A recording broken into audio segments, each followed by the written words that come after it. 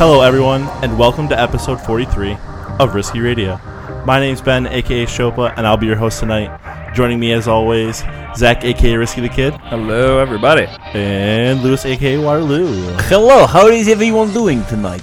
Tonight, doing very well, Lou. Doing very well. Doing You? very good. Yes, I am doing swell like ocean waves.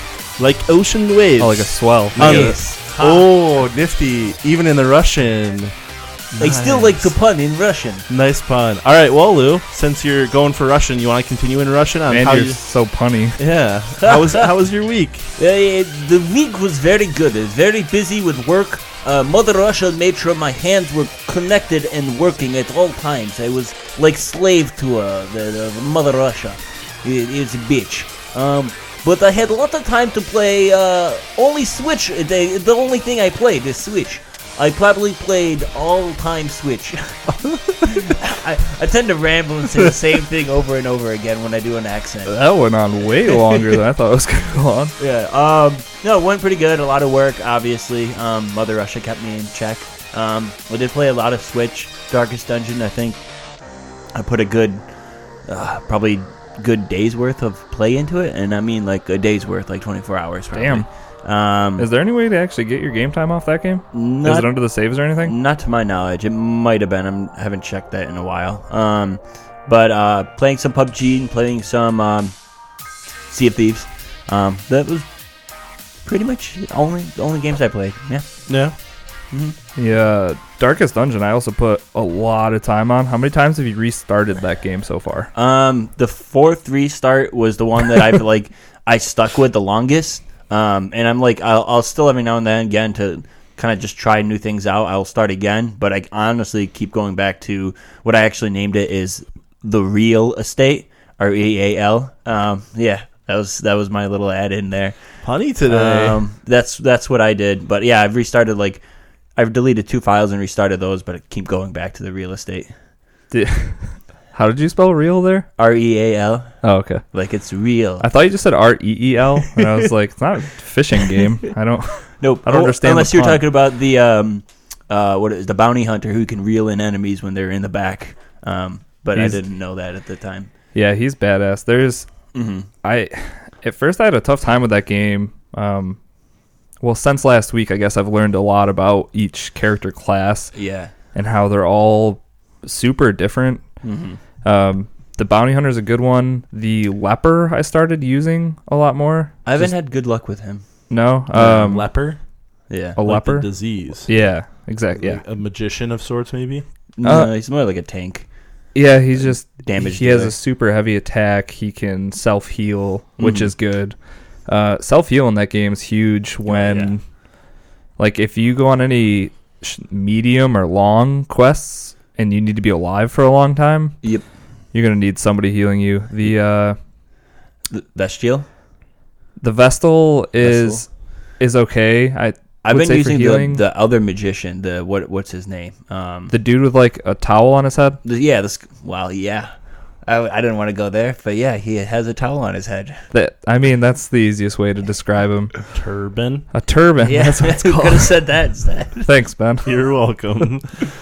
Yeah, the guy with a turban on his head. He has, I think, right off the bat, it's like a 0 to 12 heal. Mm-hmm. But it also causes bleeding, though. It not always though. True. It's like a 60. I think it actually depends on which one you get, because I feel like I've had a few different ones where the percentages have been different. I could be wrong though.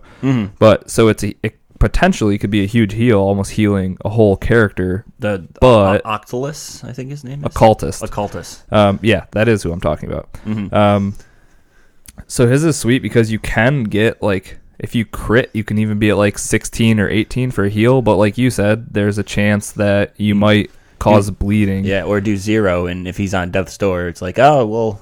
But then I also use the Plague Doctor paired with him, because the Plague Doctor can heal any type of... was it resist blight and bleed? He can cure. Yeah, and has a 1-on-1 the damage heal. over time things, and for that, so it'll also heal as well as take away the bleed. So if my occultist fucks up, heals somebody pretty well, and then makes them bleed, usually I can use the Plague Doctor, and then I'll run 2 tanks at the front. The Crusader or the Crusader is nasty. There's like a big barbarian dude. Dude down there with the eye patch. Arms? The man at arms. Yeah. I like this lady right here, a Bastral. I can't say that. This is the lady with the crossbow. An arbalist? Yeah, arbalist. We'll go with that. She's gnarly. She can heal from the back row anyone in front of her. Isn't an arbalist someone who deals with plants? That's a herbologist. Arborist. Herbologist. Arborist is somebody who deals with plants specifically. I think it's more specifically like shrubbery. Well, that's an arbalist. That's different. Yeah, but that's she's a person with a bow. Crossbow. Yeah, crossbow. She uses a crossbow. She can do like heavy damage from the back. I like running her because she can also heal. The occultist. I really like what's his name? The highwayman, but he always constantly dies on me. He constantly, if he goes like insane, he gets good insane perks. But he always seems to be the one that I level up to level 3 and then he dies. It really pisses me off. Go for it. Go for what? You were smiling. You're smiling like a retarded child. I was semi-wrong. Arborist is a tree surgeon. Oh, well. A tree surgeon? I don't do any surgical things on trees. What kind of stuff do you do to trees? I'm a tree hugger. I will hug them, There you sure go. they grow. The Abomination, I really like him, but it's hard to pair him with almost anybody. Well, half the people because they don't like who. Oh, that sounds different. Yeah, when you actually speak into your mic, you sound a lot different. I do. He can't be paired with a lot of people, a lot of religious people. The Abomination can't be paired with. I used him once, and then he transforms into like a beast and does his attacks and stuff. I didn't find anything special there. I like he can also heal himself, too, when he shrinks down. When he goes back into his like human form. Is there any chance that I borrow one of your switches? No, this game? Probably not. It actually sounds. Lewis won't let go of it. I bet. I can't put it down. Any good deals? You can play this on Steam though. It was originally on Steam. Yeah. Steam. And it won a bunch of game awards in 2015 for like best RPG, a lot of stuff like that. There's a chance that actually happens because this game sounds pretty fucking fun. It is. It's really punishing, hard, and annoying, but fun. But yeah, I kind of wish I bought the one with the DLC because there's some characters that I think you only saved like $5 in the long run with not buying the like special edition or whatever. But I can't find just the DLC to buy. At least on the Switch. I might have to get a code or something for that, I'm assuming. No, I think you should be. I don't know. Because I was looking at the story today, because there's 2 characters right here I would love to test out. Did you just type in Darkest Dungeon into your Switch and nothing popped up?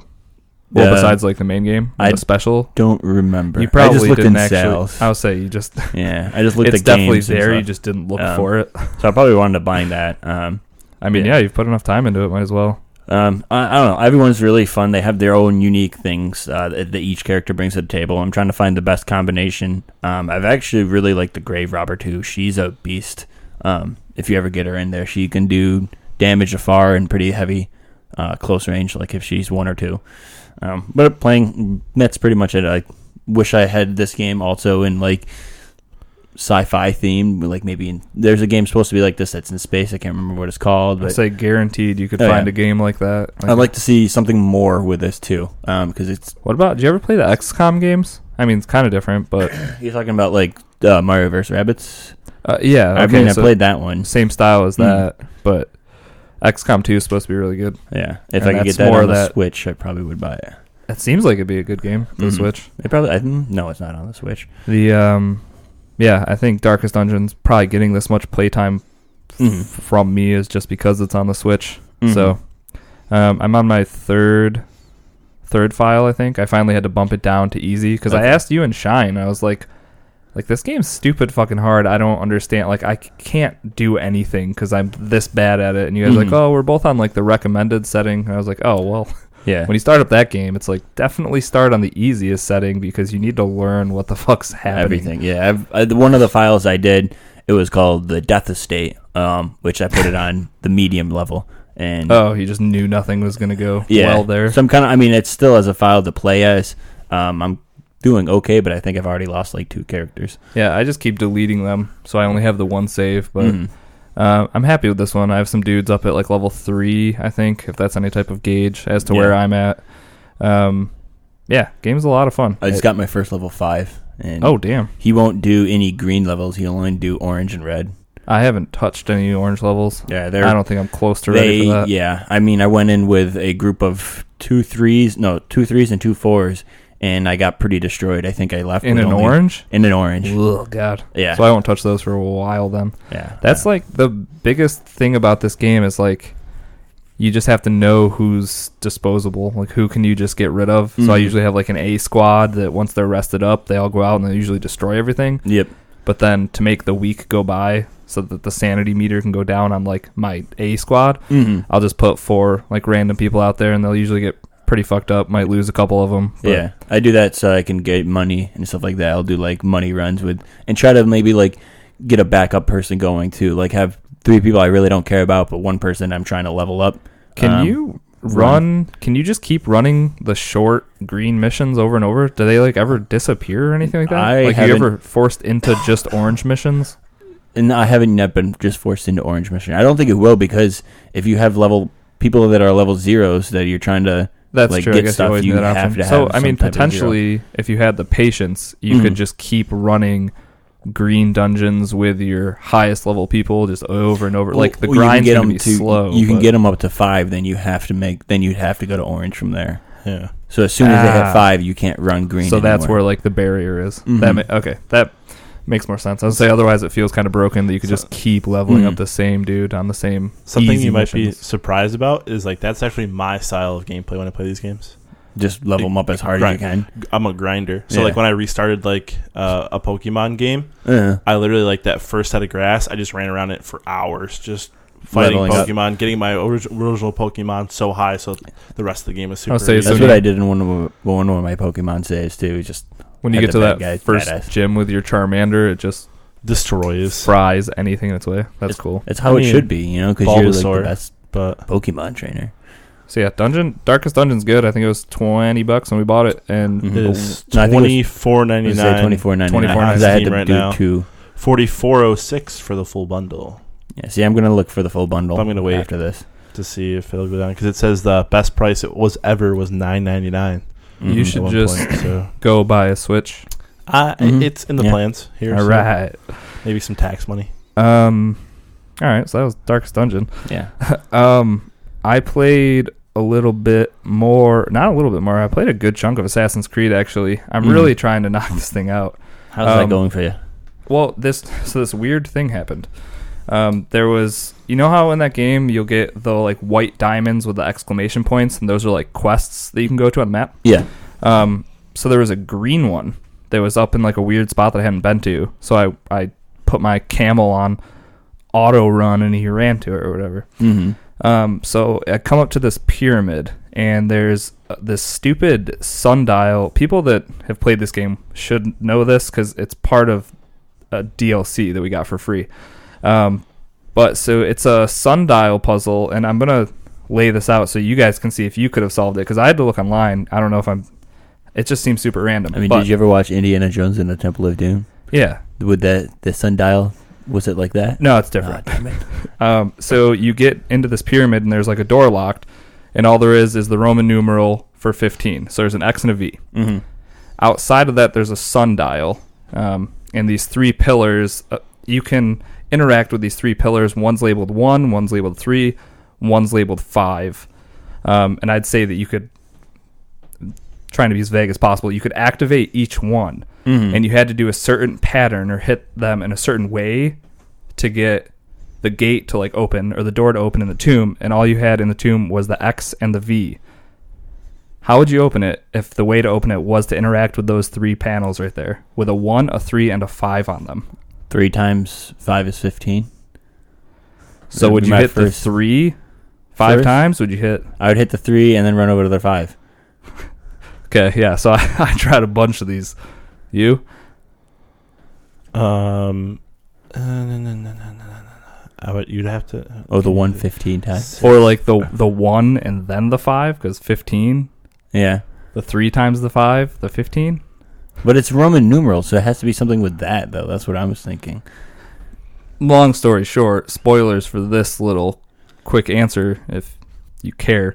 You had to shoot the 5 3 times, which in the end seems super easy, but you gave me these other 2 fucking pillars, so the whole time I'm trying to figure out in which order do I have to hit the 3 of them, and then I'm just trying to do 2 of them, but really it's just the one stupid singular pillar that you hit 3 times. So I was kind of close. No, yeah, you were close. Then you said it. It was definitely afterwards. multiplication. Yeah. It was 3 shots at the 5. No, what do you mean shots? You mean with your bow and arrow, or like? Oh, I said interacting. Yes, Yeah. you were shooting at these things with your bow. I don't know if you like push on them or I something. might have like gotten there, to be honest, because then I would have I would have shot the 3 and the 5. Nothing would have happened. I probably would have shot like 1 3 1 5 to make it like 3 and 5. And nothing would have happened. I would have shot like 3 to 12 and then. Or 3 to 15, and nothing would have happened. Then like 3 and 3 shots into the 1, and nothing would have happened. It would have took a while. It would have definitely taken a while. See, so that's the thing. You're talking about how long it would have taken my patience for something. Like, once a game starts to get unenjoyable to me with a puzzle, that's when I'm like, all right, time to look it up or skip this altogether. So I looked it up and did it. Was it worth the loot? So this is the weird thing. Once you get in there, yes, in the end, it was worth loot. So you get in there, and there's this weird... like a shape of a man inside of this big, like, glowing yellow box thing. It's tough to explain. This figure comes forward, and it's the dude from Final Fantasy 15. Oh, nice. So that's like where you got that free DLC or whatever. Yeah, I was talking about that in a few podcasts ago. A long time ago, right? And I had no idea what this was, but I was like, oh, what the fuck? Like, that's the dude from Final Fantasy 15. And then he just, like, turns into, like, a weird ghost gassy thing. So you have a chocobo you can ride around on. Yes. Nice. So he flies up into the sky and just like disappears, but like you didn't talk to him or anything either. It was the most random interaction between me and this dude from a different game. Like, the whole experience there just didn't make sense at all. But when I came out of it, he dropped a shield and a sword, both that look super Final Fantasy-y. Yeah. And yeah, I got a chocobo. So Nice. First of all, the chocobo's weird. It's not a normal chocobo. It's a camel chocobo. So it has 4 legs. Oh, what? So it's running like a camel with like a chocobo like upper body, I guess. I mean, I could kind of see stuff like that in Egyptian time, though. To make it kind of seem like it fit in. Yeah. But also just a regular chocobo would either way, I way stopped. Cooler. It's slower than a horse, so I went right back to my horse. But yeah, so that was a weird experience. Just like, oh, a different colored marker, and then a Final Fantasy guy. It's not how you spell chocobo. Chocobo? Do you not know what a chocobo looks like? I know what a camel chocobo looks like. Oh, did you just look it up? Oh, hell yeah. Those are pretty epic looking. Other than that, I'm up at level 29 right now. I just killed the crocodile, and was introduced to gladiator arenas. Ooh. So that's kind of cool. And from this point forward, I think I can go into different gladiator arenas to earn money and weapons and that kind of stuff. The gladiator fights are fun. It's like 3 waves of all sorts of different things, like lions or tigers and bears. Oh my. Yep. There's all that stuff. So, yeah, other than that, I played some Sea of Thieves. You got your scurvy on? I now have scurvy. I never got scurvy. You didn't get scurvy. It's because you were eating the best bananas. Pirate. I was eating. Actually, I did eat a lot of bananas. Yeah, Sea of Thieves is awesome. Yep. I mean, about all I played too. Sea of Thieves, PUBG. I did play a little bit of PUBG. Definitely been slowing down on it though. Yeah, definitely played. Well, we played a ton of Sea of Thieves. I even played like solo when you guys weren't on. Really? Sea of Thieves. So how's the solo sailing? Well, played one as well. So I don't know if there was even anybody else on the server I don't know if I ever saw another boat. There's been problems with the servers, I've heard. Have there? Yeah, just been like friend of the show, Joe, couldn't connect to the server. He was constantly like just waiting to connect in. I don't. You also, I mean, you can still see better than if you're like captaining one of the larger vessels. Because your ship isn't as big. You have one sail that doesn't go down all the way. Yep. You have your anchor right behind you. Everything's right there. Yeah, you don't have to. Even your sail. Your map is the one thing you have to run down for. Yep. Even though I think so, one of the things in the bigger boats you can do is if you go to the very edge, you can look down into the hull, which looks down into the map. Mm-hmm. I was running because at that point, like, you're not moving quick enough where you're going to be in any trouble if you run down to the map. Yeah. It does seem like if you wanted, you could run a 4-man ship by yourself just because the moment. Okay. The one night you guys left and like we started getting randoms, I locked them all in the brig and then. How did you lock them all? Because I locked one in the brig. Okay. And then I guess the other guy voted to lock the second guy who got into the boat in the brig. And then you quickly voted him in the brig? No, so I voted the first guy in. And then a second guy came on, so I voted him in the brig too, but then the guy who's already in the brig must have voted him in the brig as well, because then he went into the brig. That's pretty funny. 15 seconds later, I voted, and I was like, oh, that's not going to happen. They're not going to vote for him. And then all of a sudden, it was like, blah, blah, blah, it's being put to the brig, and I had 2 people in there while I was pirating one ship. And, well, because I had just found that super sweet treasure on the island. You guys were like, oh, good night. I was like, wait, I have this one more. And you guys all left. So I was like, well, I'm not going to turn this in. You see your money carried over, even if you logged out and then logged back in? And everything I bought and everything. I'm level 15 and a half. Oh, nice. I think I got up to 14 and some change. I can unlock 9. I can unlock that secondary set of quests and stuff. I think. I don't know. I tried to buy it last time we were on, and it didn't let me buy them. But that's the thing. I didn't play long enough, I think, to actually see if there was some type of gate, locking us out from a spot, like a level cap or something. Exactly. Yeah. I did see Sea of Thieves tweeted out a Twitch video of this guy named Prodigy who was playing. And the video was called 100 Chest Challenge, and they showed his ship, and he had 100 chests lined up all the way throughout his ship. It was pretty awesome. How do you even work the ship to loot that point? You probably had him on the bottom, or people were just stuck right next to the sail, and they couldn't move to do anything else, or a dude's up in the crow's nest and he couldn't move without walking on top of them, I guess. Yeah. That takes. I think how long. He said they ran into, over the time span that it took them to do that, they ran into 10 other ships, won six battles out of the 10, and then 4 they just escaped because they were fast enough. But I would be shitting my pants if I had that much loot. Yeah, that much loot on my ship. I mean, we got 6, and we're shitting our pants. I'll say 6 or 7. It's oh, there's another boat. We better go the other way. We got 5, and I blew up Toast and sank our ship with 5. Nice, good work on it. Yeah, so I tried playing this funny joke, and I put an explosive gunpowder keg at the front of the ship because I was just fucking with Toast, and Castle I think was on, and I was I wonder who I'm gonna blow up with this, and then I was nah, it's probably a bad idea, but I forgot to take it back, and then of course Ben actually shot it and killed. Did you kill Castle or Toast? Toast. Okay, you killed Toast. You pissed off a Scottishman. Never a good idea. Haven't you seen Braveheart? And then we were out. I think we were out on an island looking for getting the sixth chest. And then we looked back and the fucking boat's sinking.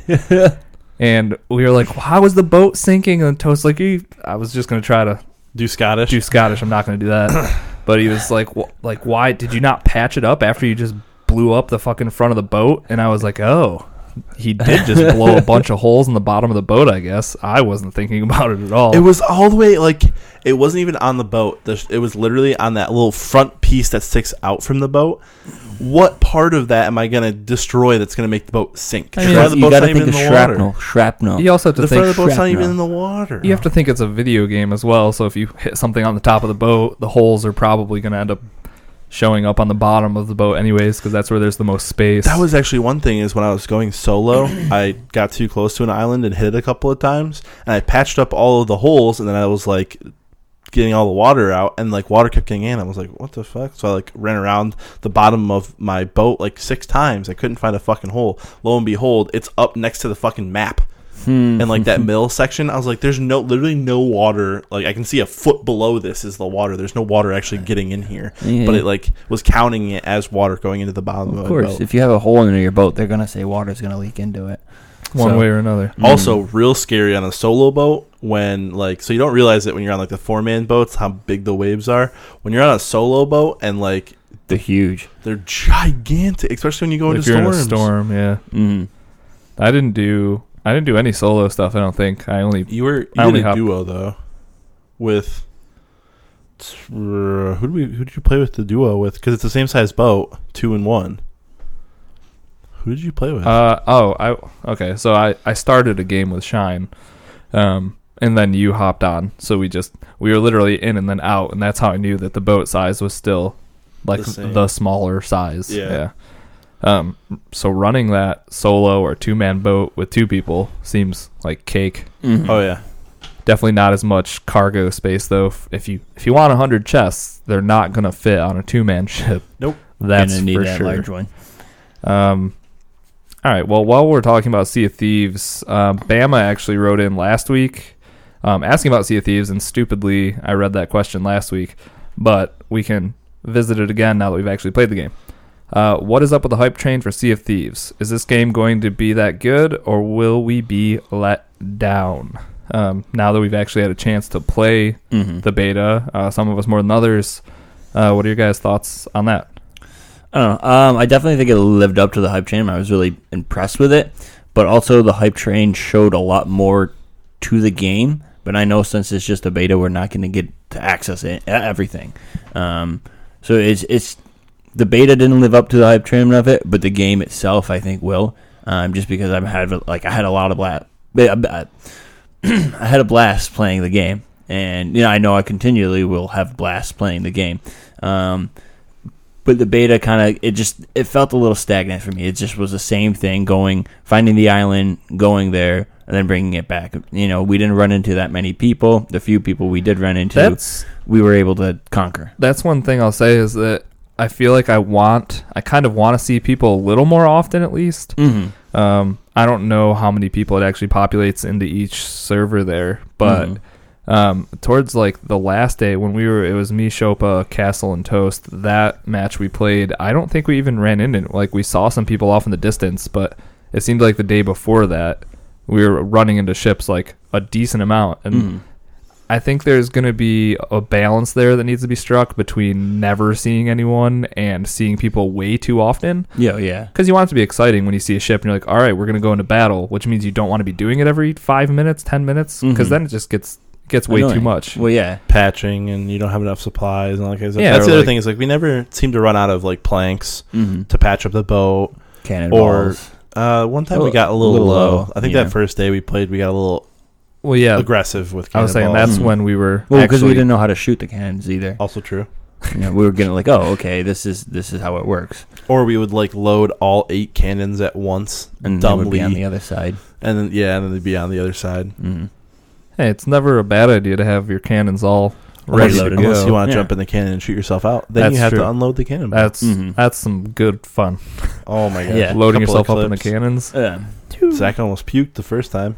I get this weird thing. I always think it's weird because other people don't get it, but I get like vertigo if I'm like falling in a game and I can see the ground. Like I actually get the stomach drop in my. So does the PUBG just ruin your night every time you jump out of the plane? That's weird. No, that's too choppy and doesn't feel as like realistic. And Sea of Thieves, when you're looking down at that water, just because how real it actually looks, like my stomach will drop. Like if I'm like 20 to 30 feet before I hit the ground, I'll be like, oh god. And in PUBG, you have a parachute. And you have a parachute. You know that you're going to go down low. That's actually... In Sea of Thieves, you're up in the air, and then you just see the ground, and then you're like, oh, well, I'm going to fall here. I just look at it as, this is going to suck. Water's better. So water doesn't do it as much to me, but it's like that feeling you're falling when you're asleep, and you hit the bed.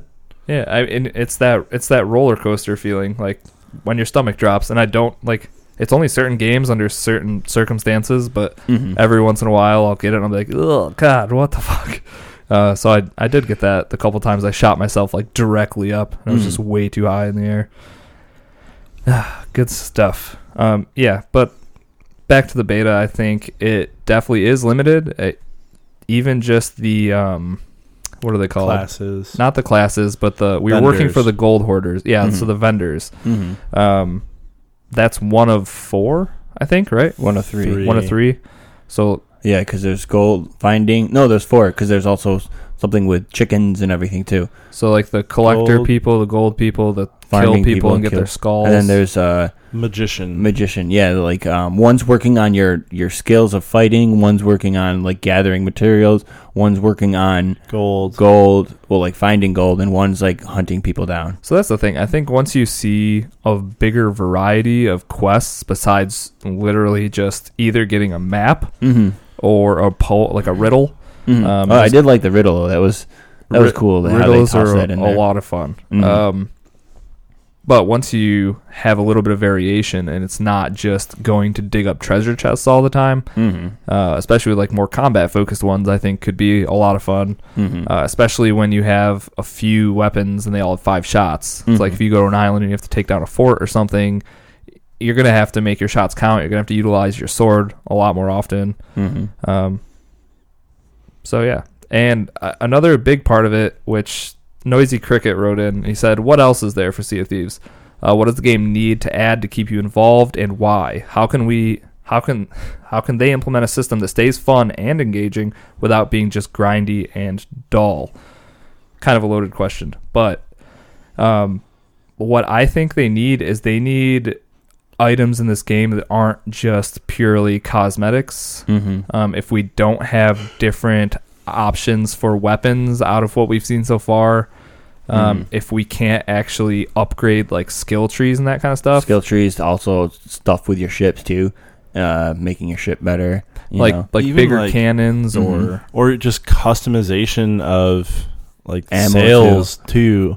Like I don't know how many people think about that, but like, getting better sails or a bigger rudder, a better. Well, yeah, upgrading your ship type deal, like that falls into that category. So that's what I would say. We haven't seen a ton of the upgrading, which like most of what they've been showing has just been cosmetics, and that kind of worries me. And the blunderbuss. Because we did get a shotgun in the beta, which is cool, and that was like, to me, I went to all the vendors, looked at all the stuff they had, and it was literally like, well, the only thing even worth buying here is the shotgun. Yeah.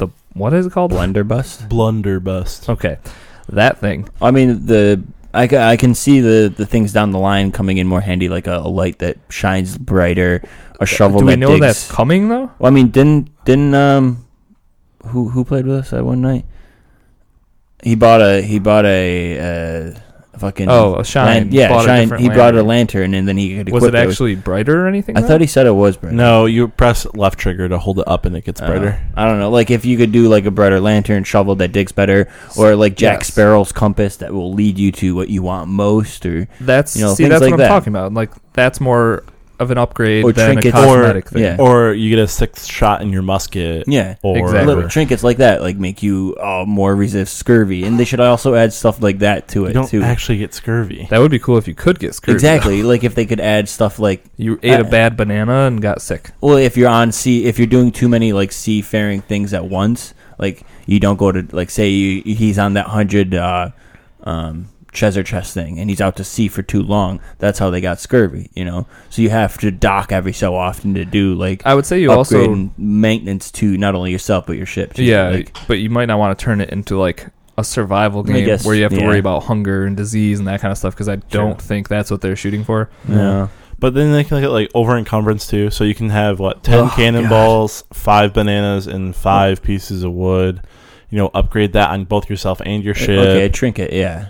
I mean, that's what if you're going to find this booty should do something for you. I agree. Besides just be booty. Currency, and that's it. Yeah. So I'm just hoping for upgrades. I'm really hoping it's not just cosmetic stuff, because that has never interested me in any game, really. Like, if my end goal is to look prettier or make my ship look prettier, I'm not that interested in it.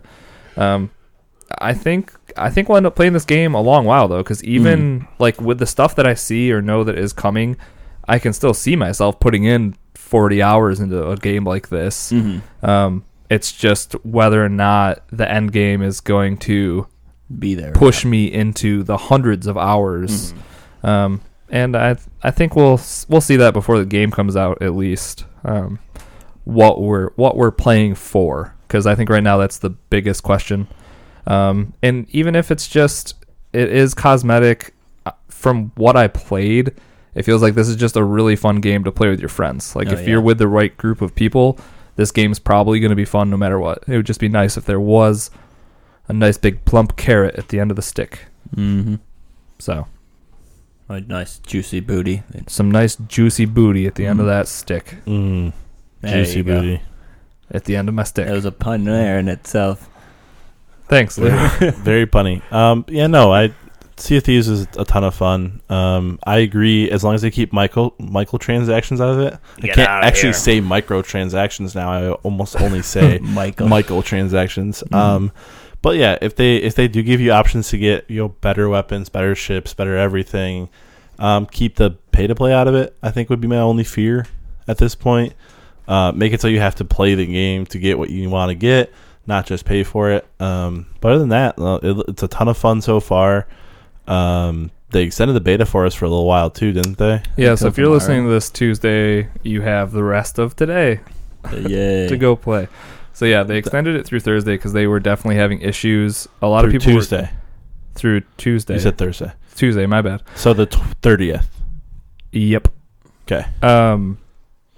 The reason that they were extending it is because a lot of people were running into an error where the beta said too soon on the Xbox dashboard or coming soon. Mm-hmm. So people just couldn't get into it. I was one of the people where it took a long ass time for me to actually get into the game. Couple days, I think. So it's cool that they're extending it because I'll probably play some more tonight, maybe a little bit tomorrow before it goes away until March 20th. Which is when that's coming out. So I'm sure before then we'll be seeing more details on the game and more of what we'll be playing for, hopefully. But, all right, next, let's get into your free shit. Even that one got quiet. Give me one more. Oh, wow. Damn. All right. Well, if you are listening to this on Tuesday, you only have a couple more days to get your free games with gold for this month. So I'm going to run over them real quickly for you. First off, The Incredible Adventures of Van Helsing III. That ends the 31st. And Zombie goes until the 15th for you. So you have a little bit more time to get that one. Starting the February 1st, though, for Xbox One, you can get Shadow Warrior, which will go the full month of February. And taking the place of Zombie in the middle of February, Assassin's Creed Chronicles India. India. Exactly. So that one you guys can get February 16th, middle of the month.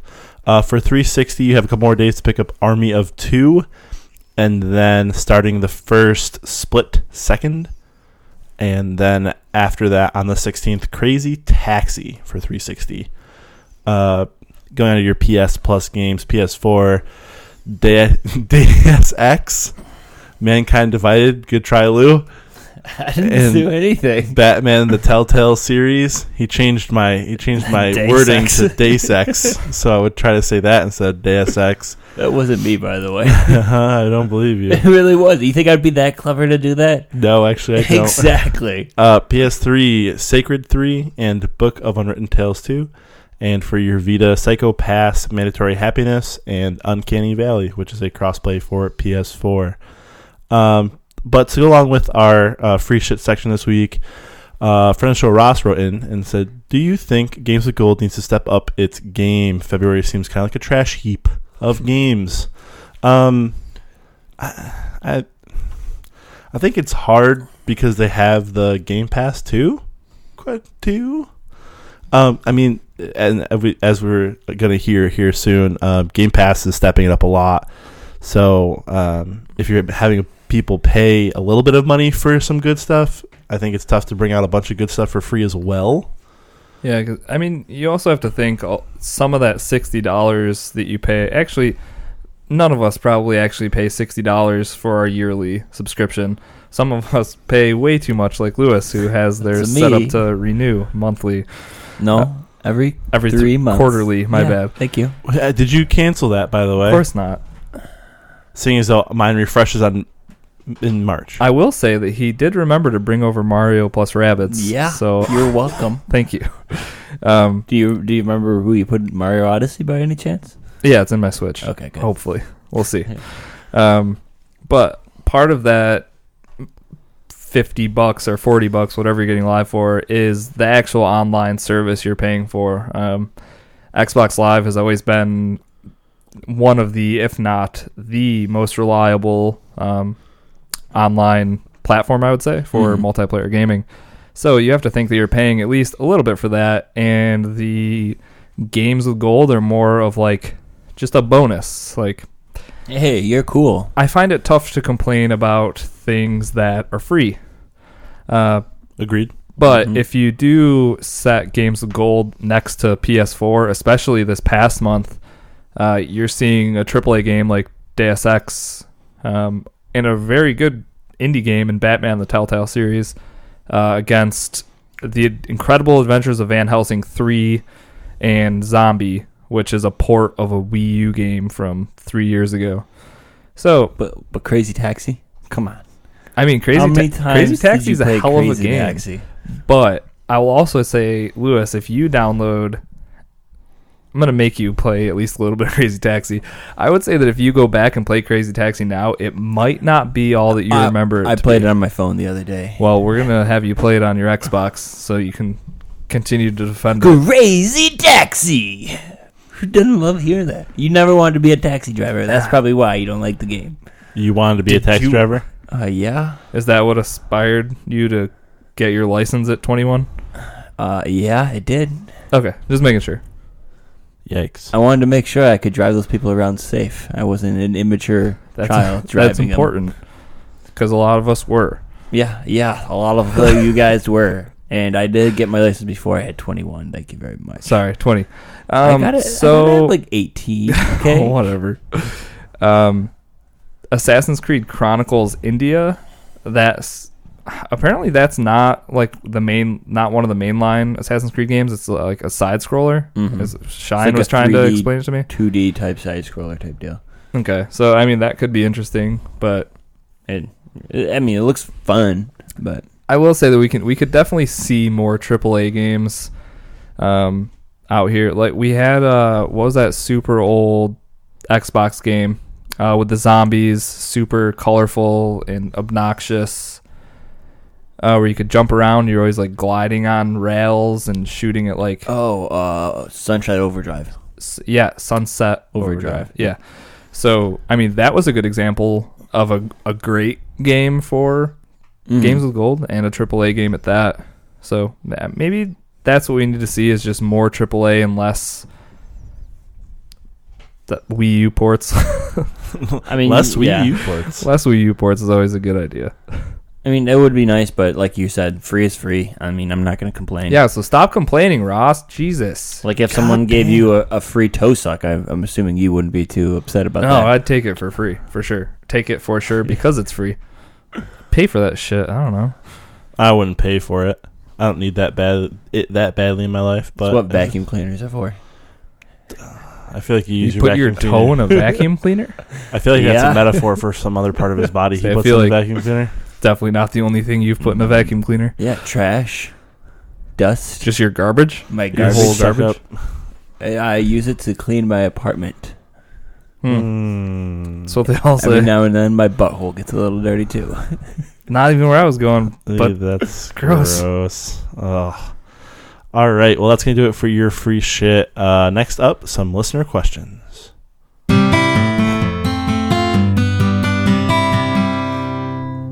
I like it. Got me my noise. It got me very mellow. I figure it's a good stand-in until Milk can get us a little riff on his guitar. What if he went like I felt like it was going to be kind of similar though, just a little. Probably. I don't know. I felt like he would do like a whammy bar, like wow wow. I don't think it's going to be an electric guitar. Oh, that would be way more fun. We'll see. Maybe he'll give us a couple of versions of it for us to listen to. Maybe he just uses the slide on it, so it's like. Yep, maybe. Maybe we'll just record Lewis saying that and use that instead. Sure. That sounds like a great idea. Kaboski writes in, what do you do to kill time when you're in a gaming funk? Other games. Yeah. You can't. No. What? I rarely get into a gaming funk. If I do get into a funk where I'm just sitting there and I'm like, I don't know what to play. I don't want to play anything. I watch vlogs of Tom Syndicate all movies. day. Boobies? Boobies. Yeah. Boobies are good advice. Boobies are my... No, movies, I go to, I don't know, like Amazon or HBO, find a movie I've seen, not seen. Typically they're seen because I don't like to venture out of my comfort zone, and watch movies. It saves me a little bit of time. If I've seen them already, I don't really have to focus on them. I can sit there on Instagram, and then usually when the movie's done and I've like eaten dinner or something, I'm like, I can play more video games. I can do that. So, movies, pretty much. Yeah, I think... Food. Yeah, food's a good one, too. You're eating all the time. That doesn't count. Shh. I don't feel like gaming. I'm just going to eat another box of zebra cakes. It's so much easier to set them on my belly while I'm watching movies, though, than when I set them on my belly and try to play video games. So fucking gross. Just don't set them on your belly.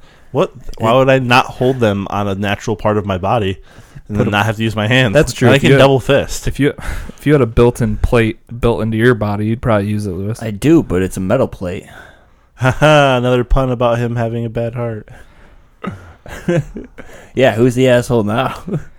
I don't. Doesn't feel like me, but maybe it is. Maybe it is. For me, it's probably TV shows. I haven't been in like a big gaming funk in like years now, but the last one I was in, I think it was coming off of Destiny 1. It was like after that had died down, I just kind of didn't feel like playing much else. And that's when I was trying to watch like 16 different TV shows, and now I'm down to Game of Thrones is pretty much all I want or watch like on the regular. So for me, like the memorable time was just a lot of television. All sorts of different series from all different networks, and well, see, so that's like my vlogs are like television almost. The ones I watch are typically daily or like every other day, so it's like a television show that just airs like every night. Crappier version of a Shorter television show. Shorter. Short's good. I would like to say reading would be my thing, but it's definitely not. I'll say I wish I could be like, yeah, I read. No, if I'm in a gaming funk, I'll do some art, like draw, or cook food and then not really eat it. No, I'm just kidding. I eat it. That'd be really weird if you just cooked it and then like threw it in the garbage. Yeah, we're done with that plate. No, cooking and drawing pretty much. It's usually that. I don't have too many funks though. I know, which is good because I know a lot of people run into it and it's just sounds horrible. My funks are typically like, maybe I took a day off and like I started gaming at 7 a.m. And then all of a sudden it's like 4 o'clock. I'm like, I don't really feel like playing anything right now. Let's go eat dinner. That's hardly a funk if you had previously played 8 hours before your funk. That's like I gotta stop and do something before my eyes burn out. You know what? That's what my eyes are for. Yeah, when your body starts rejecting you playing the games, it's probably time. That's not a funk. That's You're just sitting there playing PUBG and puking because your body's like, get the fuck out of here.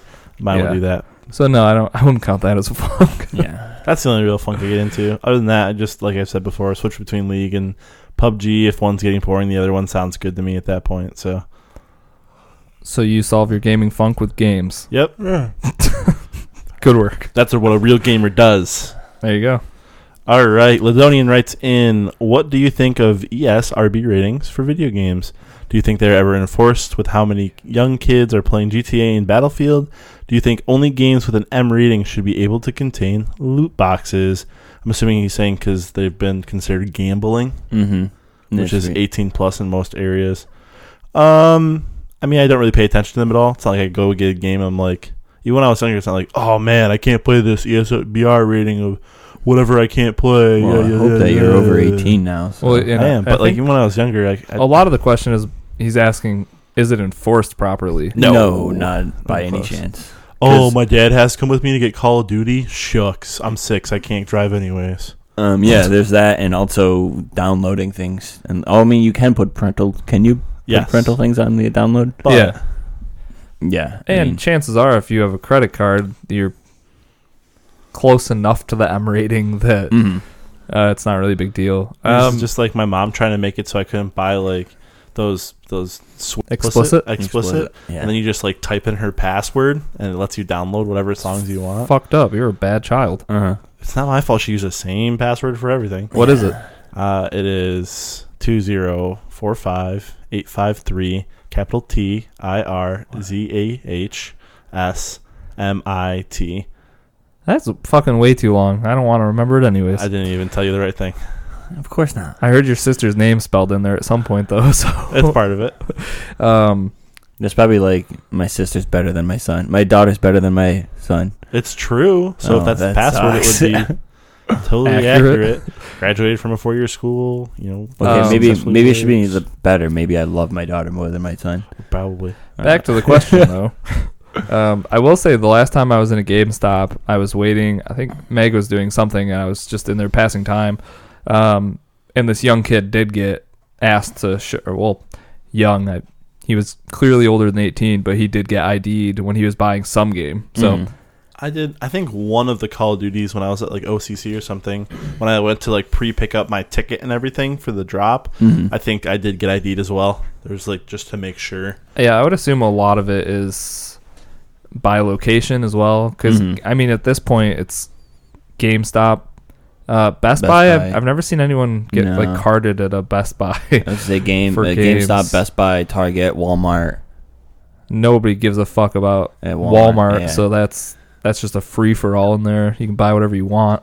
Well, it's just like, so is there any media plays left? If you have an Amazon Alexa in your house, what's going to stop your 16-year-old from going, "Hey Alexa, buy me the new Call of Duty"?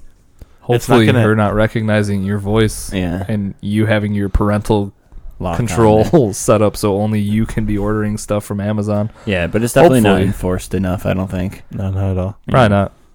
But do I think it really matters? No, because if someone wants to play something that's above their age restriction or whatever, they're going to play it. Their parents are going to most likely buy it for them so they don't have to hear, "But Mom," little whiny little babies and shit like that. I will say that like our generation and the generations to follow are all going to be like just super desensitized, right, to like violence and swearing. Maybe nudity, like graphic nudity, might be something with games. But as far as like blood and gore gets, even like if you watch a PG-13 movie nowadays, I feel like 10 years ago it would have been rated R. Like some of them, with the amount of like blood and gore and certain swear words you can get away with shit that wouldn't have flown 10 years ago. People younger than us talk more like a sailor than we do, and I don't use fuck on a regular basis, but like our millennials are saying fuck this, fuck that. Oh, have you fucking a millennial? No, I'm past the millennial. No, you're not. Yeah, I was born prior millennial. No, you weren't. No, you weren't. Yeah, it was. No, millennials are like 34 right now. No, millennials are like 24 right now. We had to look this up for I wouldn't for Tyler for Payne, and he's actually a millennial by. Don't tell me I'm like a millennial. 3 days. Because then I'm gonna have to change my vocabulary. I was gonna say Tyler was a millennial by literally like 3 days. A few days. His birthday's like the 3rd. What is he? 33. No. 34? Yes, 100%. No, that's horseshit. Lou, you're a millennial. No, because millennials are younger people. No, we're millennials. No, it was like the Generation Y, I thought I was. No, 82 to 2004. Oh, good thing I didn't fuck. Yeah, good thing you didn't fuck because you are a millennial. It's if you're 18 by 2000, the new millennium. Oh, that's I believe it is. Stupid. No. Suck it, Lou. That's wrong. You're a millennial, bitch. Google's wrong. That's incorrect. Keep using your fuck words. So wait, what's incorrect. that 2004 then? Retards. So those people are definitely still millennials. Yeah, that's what I'm saying. Or babies, I guess. It should be like 90 to 2018. Just the apocalypse generation? Yeah. See, Generation Z, that's what I was. Nope. They changed it. They fucking changed it. Like they changed your zodiac signs? They did. Actually, did they? Generation Z. See, that's is what stupid. The babies are. Because they haven't thought of a real name for it yet, so they just say Generation Z. I'm going to put this one out there. Ready? What if, instead of gamer tags, or you just log into your gamer tag with passwords, what if they made them fingerprint? So instead of you signing in with your password, you just had a little fingerprint scanner and you scanned your fingerprint and it automatically knew who you were. But then it also knows if you're underage or overage because you can set it on your box. So if my 6-year-old went to play my Xbox and put his thumbprint in, cool. Let me buy a brand new controller or a brand new Xbox just to put it on a fingerprint. We'll just implement into the Xbox. What the fuck? Like the next one. What are you gonna? Oh, okay, fair enough. Not this one. Like I'm not saying buy a whole Xbox, but I'm saying like when we're in the all digital age and you don't have a disc to put in, you're just gonna have a hole to put your thumb in to. That's gonna read what video games you've bought. Xbox on thumb scanner. Well, that's like my phone. Like to get into my banking apps, all you need is my fingerprint, and it'll log right into all of my personal information and banking stuff. Nope. See, it's all passwords. Someone could cut off your finger.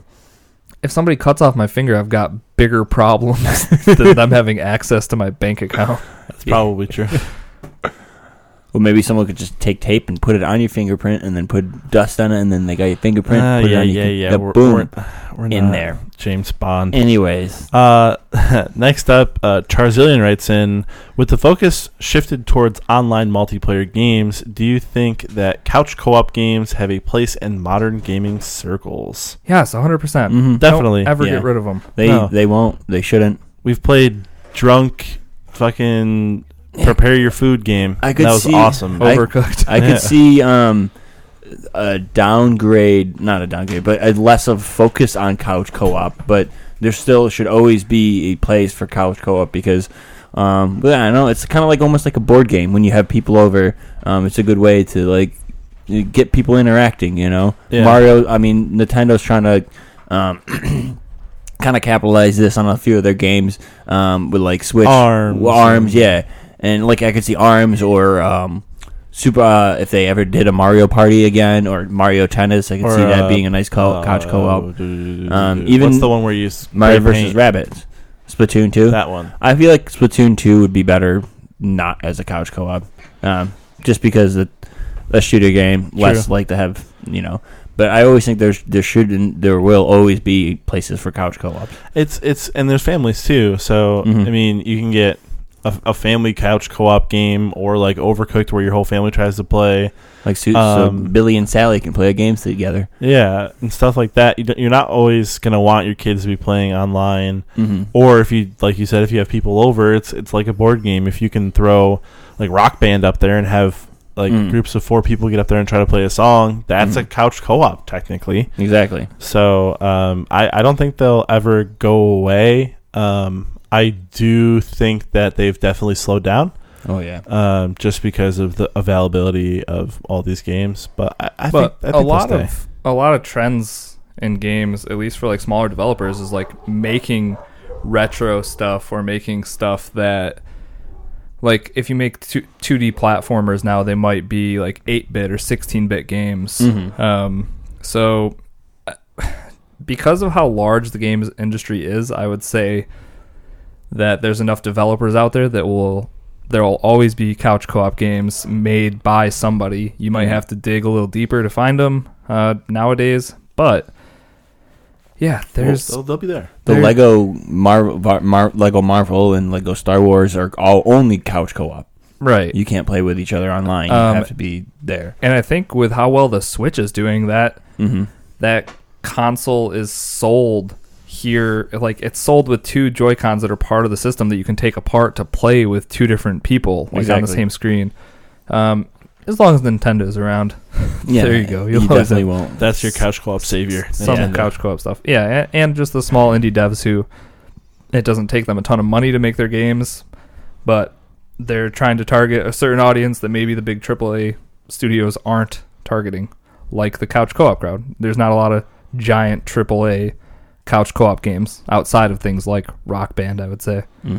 So yeah, I hope we always see couch co-op games. Well, A Way Out will be couch. You can still play it online. Yeah, that's true. So I found out one way. My dad makes a single-player game co-op. Once co-op. You die, you switch the controllers. Nope. So I played one of the older, like Lord of the Rings games on my PS2. Was it the hack and slash one? Sounds right. Kind of. Yeah. Where it was like you ran through like the forests and hack and slash and got into like cutscenes and shit like that. Yeah. So my dad would make me stop the game. He would map out the whole map on one piece of paper. He would keep control over all of the things that were in my inventory and have the reasoning of what they were, so that if I got into like a fight and he saw my like health low, he'd be like, "Oh, use elixir of health" or something like that, and then he'd like cross off one thing if I used it. What the fuck? Like, so he was your inventory manager. It was actually pretty fun. So for like this whole game, he was just like co-oping this game, but he didn't want to play. He just wanted to keep inventory of stuff. He wanted to like see how well I did. He keep like damage reports and stuff of how much damage I was doing, HP of bosses and stuff, so we knew like how we could beat it. So we turned single player games into couch co-ops that way. I like it. So we were both part of it. I mean, I've never thought of doing that with a single player game. More like, oh, you run this dungeon, I run the next dungeon, or you die in this dungeon, controller's mine. That's what a lot of my childhood was, just you die, pass the controller. You die, pass the controller. Mm-hmm. That's like all it was. Yeah, or like bottom two go, next two in, kind of stuff like that. If you have too many people. Yeah. Yep. All right, next, the Bear Grimms. Do you think theories about games can sometimes ruin the expectation for a game or ruin the experience? Example, some of the recent Star Wars movie was ruined by theories. I didn't really hear anything about the Star Wars movie. I didn't not keep myself away from theories, but I didn't really hear anything that really bothered me. And like we've said before, I just wait for actual gameplay. I don't let hearsay really affect me as much as actions speak louder than words, is what I would say. So when I hear a theory, I take it just as that. Oh, it's a theory. It's might or may not come true. Take it with a grain of salt. I was gonna say, because you seem like, out of any of us, you're like the theories guy. At least when it always came to Star Wars, you'd be like, Jar Jar Binks is a Sith Lord. He is a Sith Lord. It's funny. Have you seen the videos? Yeah, exactly. I like watching people's theories and seeing how abnormal or absurd. Exactly. Like, okay, I see where you're coming at, but that's just absurd, or I never thought of it that way. It's just, I like seeing different perspectives and different ideas out there. That's why I like watching things on theories. But a lot of that is theories of like the background of your universe, kind of. So like for Star Wars, at least. As far as, I would also say like speculation goes hand in hand with theories, as far as people trying to ruin something or... I don't know. I usually don't. I just don't look at that shit, and I don't think any of us really dive deep into that. Like, I'm not. No. I'm not going through Reddit, looking for Sea of Thieves theories on stuff like that. I was in Discord the other day, and Doc Coffee was like, he said something about the Kraken in Sea of Thieves, and I was like, see, I didn't even like know that was supposed to be a thing. Or I swear I hear it once in a while. I mean, you're in a pirate game. Why wouldn't there be a Kraken? Or some sort of like sea monster? Well, I'm just saying this goes to show where I'm at as far as like, yeah, it could be there, but if it is there, I'm gonna stumble across it myself. Chances are. And like for Star Wars, I just shut myself off completely from any type of, like, I didn't watch a trailer. I watched one trailer for it, okay. And then I didn't watch another trailer until I saw the movie. Theories, I wouldn't even touch that kind of stuff. But maybe after the game comes out, theories, like for the rest of the world that it's set in, if that makes sense, that stuff I think would be fine to read into. But yeah, I just generally just try to avoid everything that isn't gameplay of games. So agreed. So Milk writes in, Monster Hunter World or Witcher 3 and why? Well, this is probably a rough question because we should have saved this for next week. You want to save it for next week? I don't even know if we should save it because neither of you I played Witcher 3. I haven't put a lot of time into it. I bought the game, I played it. I put maybe 20 minutes of it. No, I probably put like 3 hours into it. Oh, did you really? Yeah. I mean, yeah, we can save it. We haven't played Monster Hunter Worlds yet. We played the beta. I mean, I played the beta when it came out, but my quick impressions of this is going to be that Witcher 3 has a deeper story, and that's generally what I'm there for. The Monster Hunter combat, I will say, is why you would stick around for that game. But yeah, we'll come back to that next week after we've put some time into Monster Hunter Worlds for sure. Yeah. Awesome.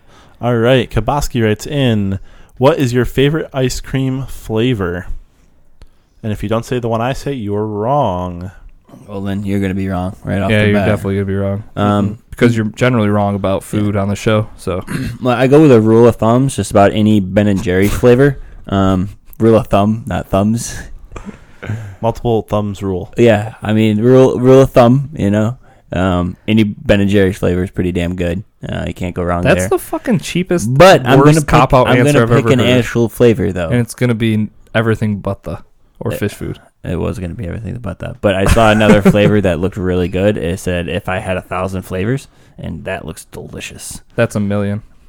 If I had 1,000,000 flavors, that looks delicious. I haven't tried it yet. So I might stop at Wegmans on the way home and get some. We shall find out next week. My favorite Ben and Jerry's is that Americone Dream. Has some. It has like waffle cone pieces in it. That's pretty good as far as Ben and Jerry's goes. We have. I don't know if Turkey Hill is regional or not, but This is a good flavor. Double Dunker is the one that I usually get nowadays. I don't know if it's just because like my old man tastes have changed. Like I would have said like Panda Paws or something like that. But it's mocha ice cream with cookie dough and like crunchy chocolate cookie, like an Oreo. So it's like Oreo and cookie dough in this mocha ice cream with chocolate swirl. Oh, it's so good. Yep. But okay, Ben, what's the right answer here? Fish food. Okay, And that's fine. what you do is you eat a little bit of the fish food, and you start playing video games, and then your fish food melts, Yeah. and then you like eat the ice cream So part, you want to and then all of the fish are at the bottom for the last part to eat. No, see, you can't tell So us. basically, that's saying you eat vanilla ice cream and then eat crunchy things afterwards. No, there's chocolate in there too. I just don't like that you think you're the authority on food here, and your That's preferred way of eating ice cream is waiting till it's melted. melty. Not fully melted. You made it sound like the bottom of this bowl is Was just like soup. Some soup No. and crunchy. It made me Melted think of enough- like it was a little bit of milk with some crunchies in there that you just kind of drink at once and then have it in your melted beer. enough so that they go to the bottom, but not like fully melted. I'm not just like souping this shit. It's not a savage. God, that's the only right answer though. Fish food or chocolate Panda Paws are pretty good too. I Yeah. like chocolate There's a lot of Panda good ice cream Yeah, flavors. there is. Paws. All right, and one of these again, Lou. You gonna be able to do this? I am. This week. All right. Count. Oh. So the question is nachos or cheese fries. You got it, Lou? Yep. Okay, I'm gonna go one. No, I want to count it down. Damn Okay, it. you're gonna go 1, 2, 3, and then I'm gonna say it. Jesus Christ. I know how countdowns Okay. go. Okay. Okay, next week I'll hopefully not have to tell you. You didn't have to tell me this week. Sure. 1, 2, 3. Nachos. Yeah. Thank the Lord. There's a reasoning behind that too, because if I'm gonna go to cheesy fries, I'm gonna get poutine instead of cheesy fries. Poutine. Mhm. Yeah, Nachos are just way more versatile. You Yep. can put all sorts of different shit in your nachos, different meats, different cheeses, different vegetables. Cheese fries are cheese fries. Yep, that's true. I would say like loaded cheese fries are good if you get like some sour cream and like bacon. But then you can get soggy fries, or there's a lot more variables to Yeah, go wrong but- with well, you cheese can get fries. soggy Soggy nachos chips. too. Yeah, but there's less variables to go wrong. The I mean- French fry can be overcooked or undercooked. It can be soggy. It can be You unsoggy. can't fuck up a tortilla chip. Pretty much, yeah. But you can also see the other thing is you don't get like fries with cheese. If you get like chips with cheese, you can dunk your own chips in your cheese, which is typical nachos when you go out somewhere. Like if you go to the movies, you get a tray of cheese. I don't know if that's typical. I think that's just the movies. I think Yeah. generally if you order nachos, it comes with all the shit. no, because you on go to a them. baseball park, it's the same thing. Yeah, you're talking about weird things where you the main reason you're there is Where not else are you getting food. fucking nachos? You get Any- nacho at any a restaurant. You restaurant, get a nachos bar, that Is often. an appetizer? A What? bar. Wings, Yeah. beer pub, I blue get cheese, boneless wings. more nachos get purchased at restaurants than at ballparks. Well, Yeah, that's because because that's you when you can't eat a get, ballpark. for Frank. me at least. you can't get fucking boneless wings at a ballpark. So Yeah, you you get can. nachos. Depends on what ballpark You you're get at. boneless wings as your app at a fucking restaurant. You guys just don't eat right. I agree with the nachos though. They're definitely better than cheese fries. I get cheese fries when I have to. I just hate but- that to you, the way that nachos are normally served is here's a bag of chips and here's some cheese because No. that's not fucking nachos. I'm saying that's better. If I was to say my nachos, is that I put better? shredded Better. because then you don't have the chance of like. Well, okay, if you're loading them up, then that's not better. Like if you have like cheese and bacon and sour cream and everything on it, If you have nachos.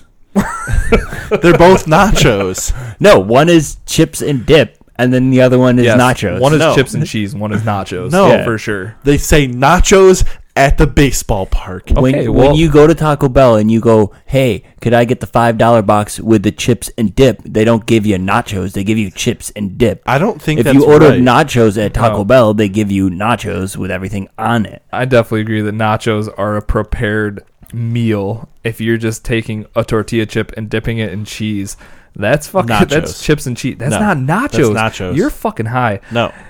If you're in our Discord, which you should be in, weigh in on this. We have a whole food channel just for all of you to weigh in. Please tell Shopa that dipping a chip in cheese does not make it nachos, because that's not what nachos are. That's nachos. It's not. It's nachos. See, I just looked at pictures of nachos, and none of them are just dipping it in. Everything has stuff on the top of nachos. Like, look, they're pouring the cheese on the top. Okay, we're done. But that is going to do it for our listener questions this week. That section was actually sponsored by 16 Ounce Gaming. So go grab a look at their Discord and stuff. Everything will be in their show notes. But next up, let's get into some news.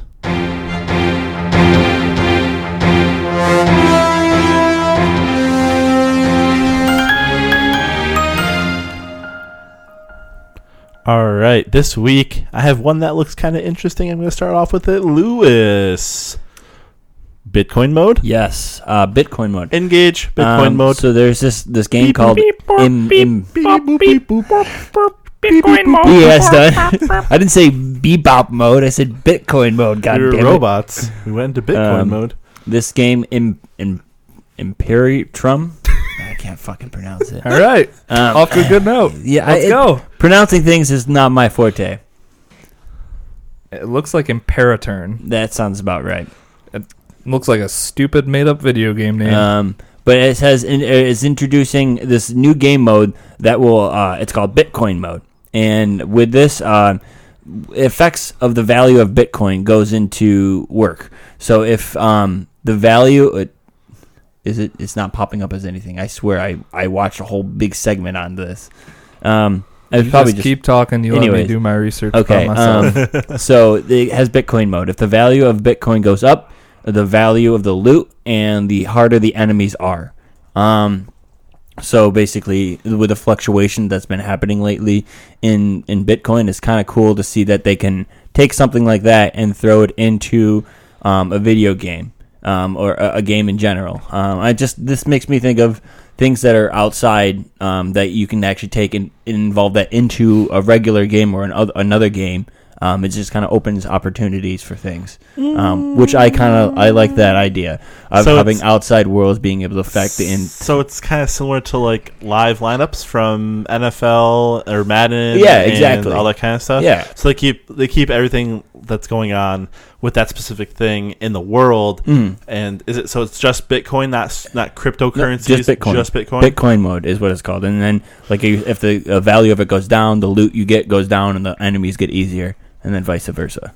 I just kind of thought that was pretty interesting. No, I could see something like that being evolved and like brought into another game. Well, it's something similar to what I brought up the other day with that new online game buying system. Robot Cash? Robot Cash. Yeah. Where they created their own cryptocurrency, which I don't know if it goes up or down, dependent on what game's bought or anything, but games trying to implement this in because it's such a big deal in regular life. So that's pretty cool. Bitcoin's at 11,000 right now, and it was at 19,000 a few weeks ago. So the game would be easier then. So right the game's easy and you're getting shit well, loot it depends on when the game implemented it, because Bitcoin also went down to like 7,000. Like, what's the baseline? Yeah. So Imperatum. That was it. It's an indie action RPG, and it's currently on early access on Steam. Sweet. Yeah. Weird. That's definitely weird. Yeah. I thought it was interesting. I probably don't want to see that in any of my video games, though, for being honest. I don't know. Bitcoin stuff? Maybe not Bitcoin in general, but just like a fluctuating scale based off of that. Makes your game. You know, it'd be cool, like just speaking of like outside sources affecting your game. So say you take the location from your Xbox or whatever, and it affected weather in games, like that would be kind of cool. Yeah. So you're playing live weather. Yeah, if you're playing Grand Theft Auto and it's storming outside in Syracuse, where we are, it would actually storm in the game, like based off of the weather of your location from your box or whatever. Well, that would kind of That also could be kinda cool. Not really. What if you were playing the video game for like an hour and you had an hour thunderstorm the whole time you were playing it? It would be raining. All right, fair enough. That would kind of suck. Like in Zelda, because if you took that incorporation in Zelda, I'd just have to shut Zelda off until it stopped raining in real life. exactly. So, Alright, so that would kind of suck. Maybe in not. that Or if aspect. you're like in Portland, Oregon, and it rains like all the time. 360 days out of the 365, and just constantly raining. I didn't say it was $1 million idea. It was. I liked where you were going with it, but I then look at it. It's an option. And you can turn it on and off. Weather effect off. I mean, it's not a bad idea. Or like they take, I guess if it's a game that moves quicker, they could have taken like the past 10 days or something and load them in or something along those lines. There's room to grow with that idea as well. So I wouldn't say it's a bad idea, but Well, that's like with GTA 5 when it's winter, they implement snow into the game. Mm-hmm. I don't know. That's kind of cool. I mean, yeah, like seasonal things can be done easy. That's true. I guess day to day, hour to hour, minute to minute weather might not be the most fun thing to have in a video game. What I want them to have is the last 6 years of our weather recorded for when I play that game that Lou plays where he farms shit. Stardew Valley? That one. I want that to be an exact replica of the past 6 years of Syracuse I weather. could see something like that being implemented into it. But that would also suck because it'd be like rain. Now it's flooding. Snow. Don't have to water my crops. Don't have to water my crops. Don't have to water my crops. I have to replant all my crops because they Stardew drown. Valley. Yeah. I miss Stardew Valley. I almost played it today. I'm so sorry. I think. Remember? The fucking remember game. Rocket League? God, Yeah, I thought about that the other day. I didn't was think about really it until you said it. off. Fuck off! Why do you have to say it out loud? I mean, I lost there, not you. I think maybe once we see some of that like ship DLC for Stardew, like the stuff that they're going to be adding, then I'll hop back in hard. Yeah, Hop back in hard. there's no point of playing it right now. Fuck off. There's always a point in playing it. I mean, you got to build your relationships with your townspeople. you know how many times I built relationships I need to get and into then they Minecraft failed. again. There's that too. Yeah, Minecraft. That's my Stardew Valley at this point without having a Switch. Close enough. I but mean, you can next- get Stardew Valley on the Xbox. Yep, you sure could. Nope, I'm not. I don't know if I can do it to myself. I wouldn't. That's just gonna be a waste of money. True. Okay. Next up in the news, Ubisoft is throwing us a little fun thing here. So they're coming out with a personal gaming assistant called Sam. Hey, Sam. It's housed inside of the. I am Sam. Sam, hello. That's probably how it sounds. I think. Good they took day, your I am voice. Sam. Not. It's just an Indian Siri. Hello. How can I help you? How How does Siri sound if you're on an Indian phone? Probably like a white girl still. No, but then I'd be speaking. In Oh, hello. English. This is Siri. That's definitely not Indian. That's Asian, but he's That just was he probably definitely couldn't really say that loud. in Indian. Good day. This is Siri. How can I help you? That's probably what it is. That- Jamal, is that you? Jamal? Is Jamal an Indian name to you? God. Yeah. All right. Tell us about It's Sam, please. Steve. No, I want to hear about Sam, not Steve. All right. So this personal gaming assistant is housed inside of the Ubisoft Club app that you can get on your phone. Okay. So it's nothing you have really on your Xbox yet, but it's something you can have on your app. Like we said, inspired by Siri. But some of the cool things it can do, it can share the weather in the various Ubisoft games you play.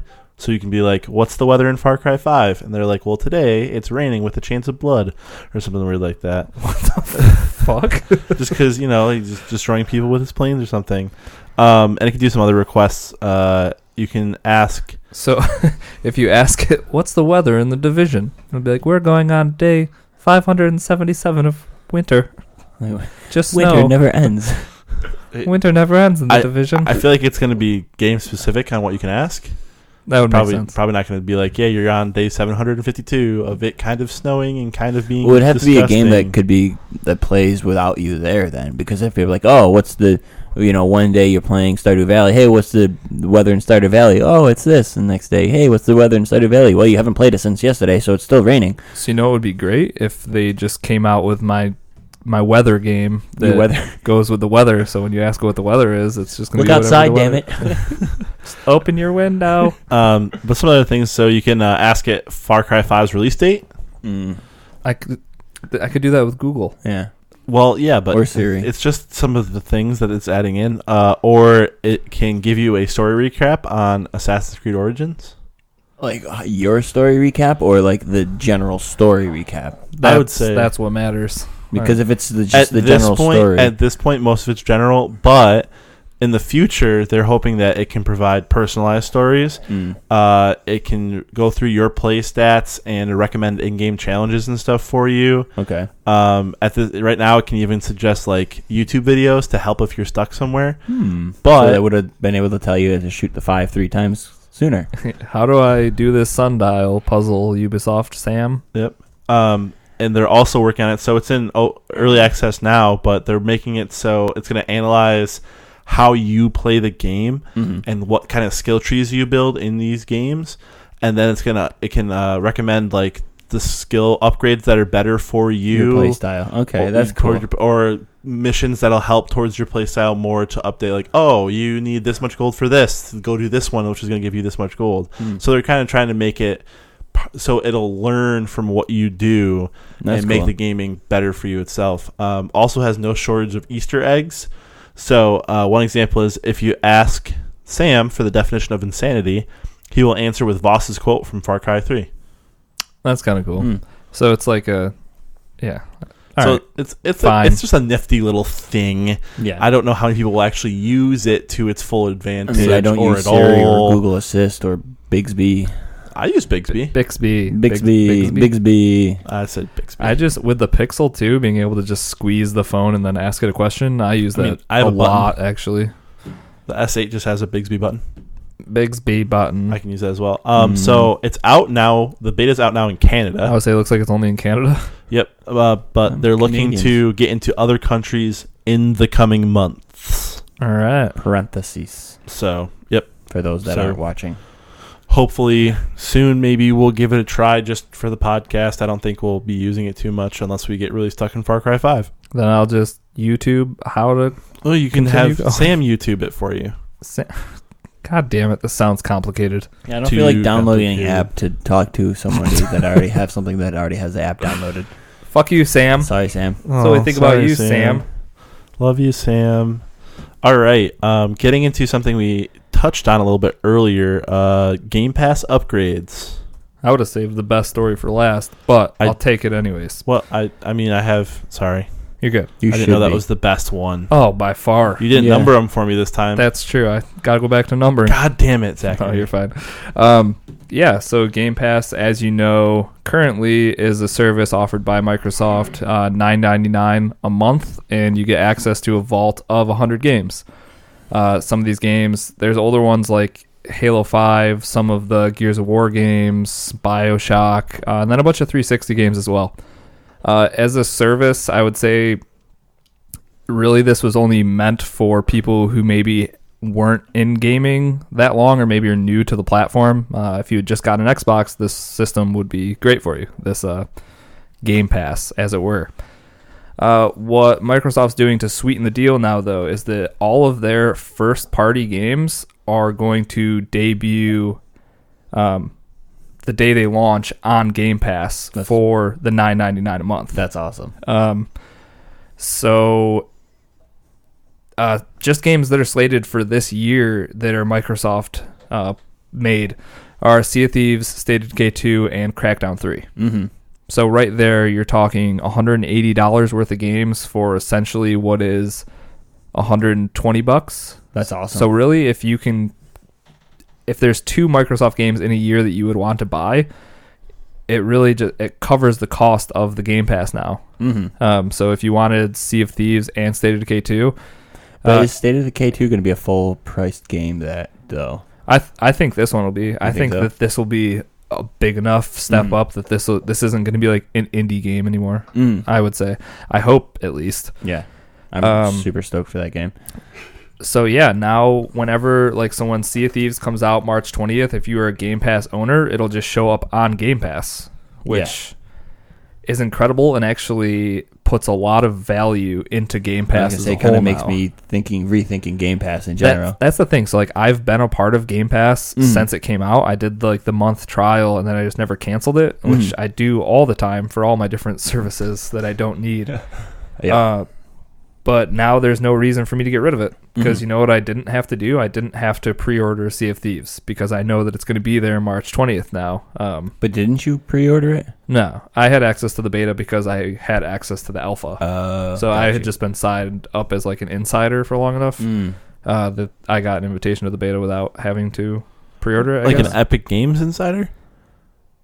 Or through Gamepass? What do you mean insider?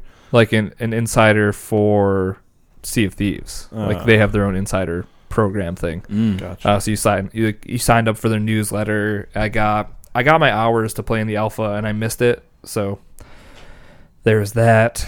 Sad. But you could have been a better pirate than me. That's true. I am a better pirate than you. I'm just kidding. I just chase people around playing music all the time. That's a lot of what we did. It's my favorite thing to do. Nice. But I still think my favorite was when he was swimming in with that barrel and I blew it up on you. Yeah, real fucking funny. Hilarious. That was great. But even other games for potentially this year that could come free with this, if we do get a new Forza game, so if we get Forza Horizon 4, that would be free. Ori and the Will of the Wisps, that's also Microsoft Studios, so that would be free. And then going forward, any Halo game, any Gears game, any more Forza games, like flagship Microsoft games. Yeah, exactly. Yeah. Killer Instinct, even smaller games like Recore was. So if there's a Recore 2, you're going to get it for the price of this. It's crazy. It's such a good deal. It really is. I was actually watching some stuff on this too, and GameStop did not like this at all. I don't blame them. They hated it. They were actually tossing the idea of threatening that they wouldn't sell their Xbox hardware anymore in the stores. I thought some country actually did that. I'm not sure if the country already did that, but I mean, it's taken out the middleman completely. Now, if you have that, you know, and you're just a Microsoft exclusive person, you're getting all your games for free. You got the pass. You can rent so many games, and then anything else you can buy. You don't have to go to the store anymore. They have literally taken out the middleman completely in this situation. You know? Oh, so it was an Austrian retailer. Okay. So yeah, this Austrian retailer they delisted all of their Xbox One consoles as soon as this news came out. Because they're like, well, you're taking away all of our business for your games, so why would we bother selling your console? Essentially, you might see this more. I think you'll be fine with your GameStops here in the country, hopefully. Yeah, I mean, but they've already lost so much things that they can't sell there anyway. We're slowly. I don't think they're going to take off. We're slowly rolling into an all digital world, and GameStop's gonna have to catch up or die a slow, painful death. Which, I mean, they kind of already are. They already have their Think Geek as their like. Yeah, now they're just selling toys because they can't sell games, and this isn't gonna help them at all. No, and it's not for PC players too, since all Microsoft titles are now the crossplay or whatever it's called. So you play anywhere. That's what it's called. Yep. So this will work for PC players too. Which is awesome. And the other cool thing is that Game Pass works with Game Share. Yeah. So if you have a Game Share partner, which hopefully everyone listening to this does, you're talking $60 a year. $60 a year for, at this point, at least Sea of Thieves, State of Decay 2, and Crackdown 3. That's pretty awesome. So you're signing up for it when you get home, Lou? Why? I'm still waiting money from you in general. I literally lots of money. Told you that you just have to shoot me something from Venmo and I'll pay it. But okay, I'll shoot you some money. I mean, just put like a couple zeros. That's what I was gonna do. It's like, oh yeah, it's $700. Well, do you want me to incorporate games and the fact that I haven't been getting any? What is? We'll that? talk Do you about need to talk about any of this right now? No, okay, not cool. really. The last thing I'll say about Game Pass is that with Microsoft talking recently about them knowing that they need to bolster their first party lineup and like they need to be pushing out these new games because Sony has their big studios that are making these single player just awesome games like Naughty Dog, like a studio like Naughty Dog. If Microsoft comes up with a studio like that, you're going to be getting those games for free too. Well, not I say for free. But for at this point, $9.99 a month, it feels like free, and that's the other thing about this service. Even if, like, say the only thing that you're interested in here is State of Decay 2.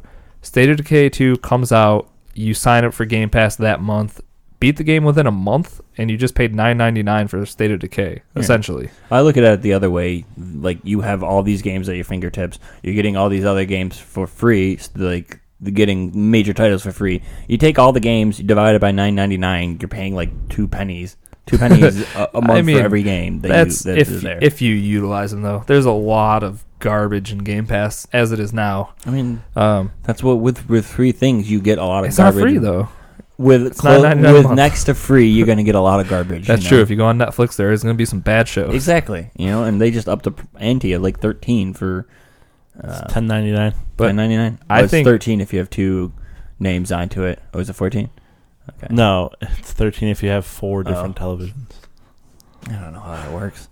It's important stuff. Shut up, Richard. Yeah, this is gonna be huge. This could potentially sell consoles. I would say, if you're a Sony only person and you see this coming out, it's like, well, I could buy the console and then I pay $9.99 a month, and I just don't have to worry about buying any of the stuff that I'm here for, the Microsoft games. It's crazy. I think this is an awesome move by Microsoft, and it seems like they'd be losing money on it, but just with so many people thinking it's a good deal, signing up for that $9.99 and just never thinking about it again, they're locked into $120 per user per year. I think they'll make money on it, even if, in the long run they will, even if it looks like they should be losing money, because of people like us who will take advantage of this and will play every Microsoft game that comes out. It'll be saving money for us for sure. Is that the only payment option? Yeah, they don't have a yearly subscription or anything like that. If they do that, they're done. That's for. when they're losing money. Yeah, for sure. Unless they make it like 100. I mean, make it like $109.99. Does the $10 matter? Yeah, for me, sure. Yeah, I'll gladly do the year subscription. All right, that's 2 Taco Bell boxes right there. Woo! True. All right. Well, that was sorry I did the big one. No, that's okay. I have another one that I wanted to do last just because I was excited for it. Just cause. 3. All right. Next up, Roller Coaster Tycoon. Yes, Roller Coaster Tycoon for the Switch. The news is exciting because we all just kind of put our headlines into the main docket. So you see I just saw a Roller Coaster Tycoon, and I was like, what the fuck is Lewis going to talk about later with the Roller Coaster Tycoon? Yeah. Actually, it's a lot, kind of a lot. So Roller Coaster Tycoon is actually going to be getting crowdfunding through Atari and everything. So Atari Game Partners, a subsidiary of Atari, are bringing Roller Coaster Tycoon to the Switch. Okay. Yay, everyone's excited because they love the Roller Coaster Tycoon. Roller Coaster Tycoon. Wrong, because it's kind of shitty, because with the way they're doing it is the team put together this crowdfunding thing that they're doing for us to basically give them money to make the game. That's how crowdfunding works. Exactly. Okay. And they're looking to raise anywhere between $10,000 to $1.7 million for this project. That's quite a range.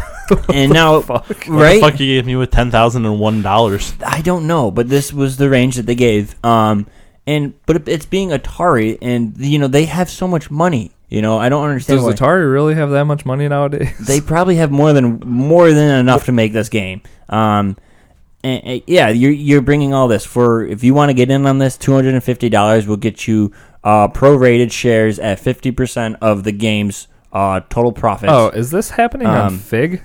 Yeah. Do you know which platform this is? Is it Fig or is it Kickstarter or what? It's not Kickstarter. So I bet you it's Fig, because Fig actually, when you back a game or a project on Fig, you actually become an investor and could potentially make money off of the final product. So, okay.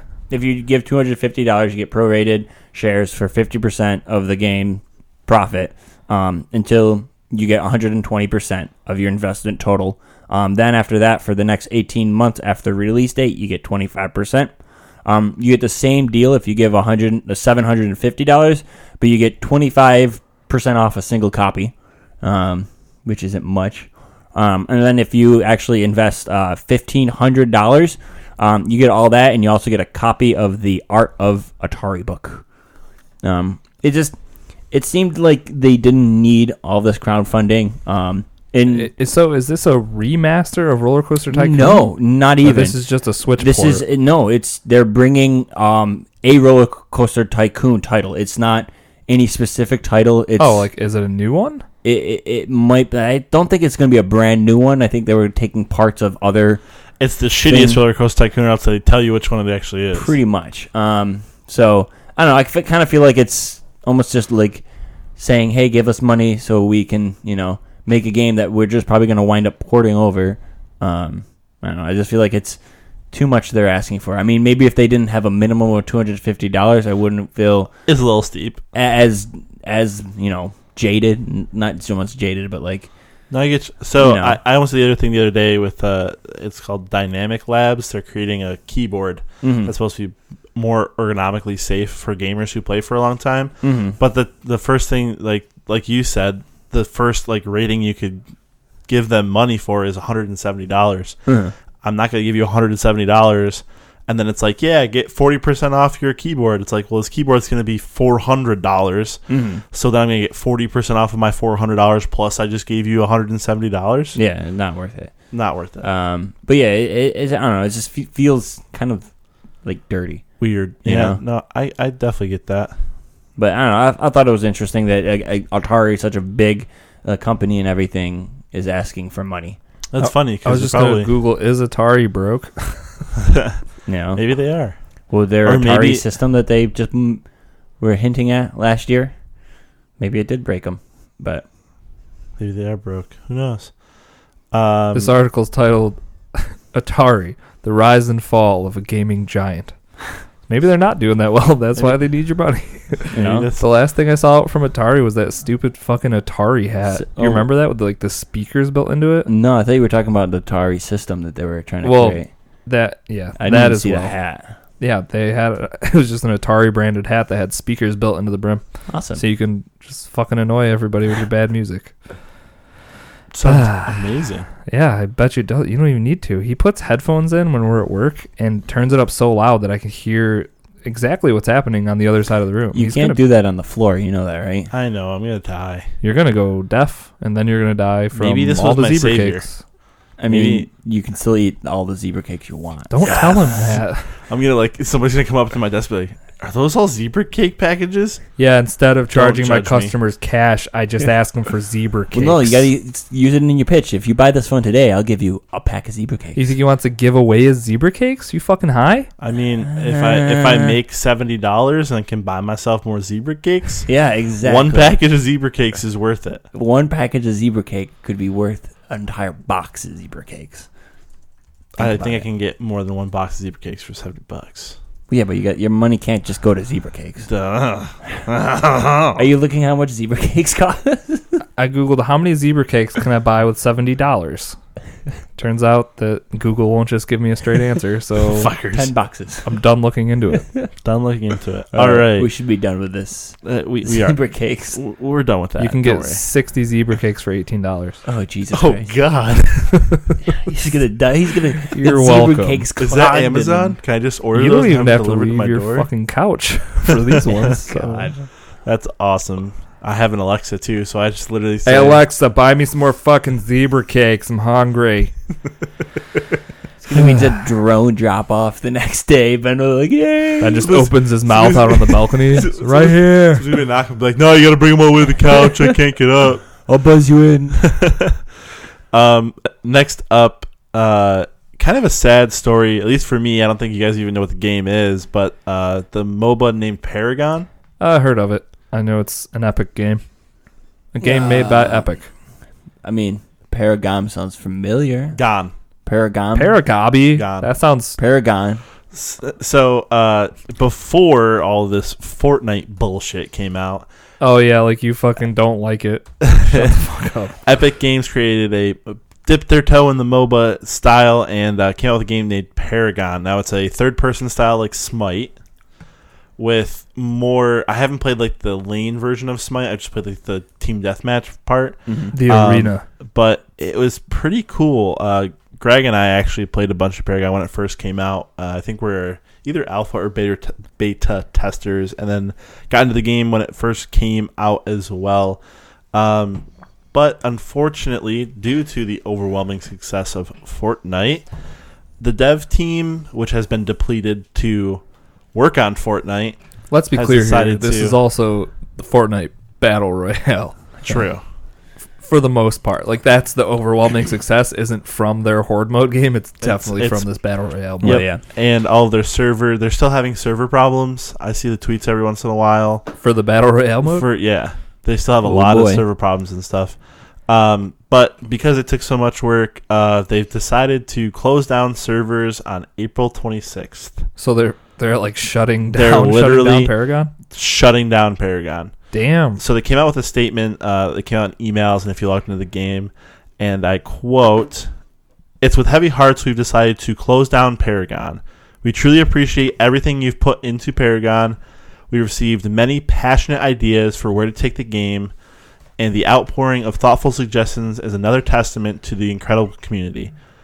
But after careful consideration and many difficult internal debates, we feel there isn't a clear path for us to grow Paragon into a MOBA that retains enough players to be sustainable. We didn't execute well enough to deliver you the promise of Paragon. We have failed you, despite the team's incredibly hard work. Jesus. And we are sorry." So that's what you get. I got an email from with this in it. I think someone said that's also comes up when you go to play. Sounds like paradigms and a paradox. Paragon. I'm gonna kill him. Paragami. But they also are giving any money you spent on the game. They're giving full refunds. Ooh. Not even through your console. Not even through Microsoft or Sony. It is. They're sending you full of corners. Epic Games is actually sending you your refunds. That's epic.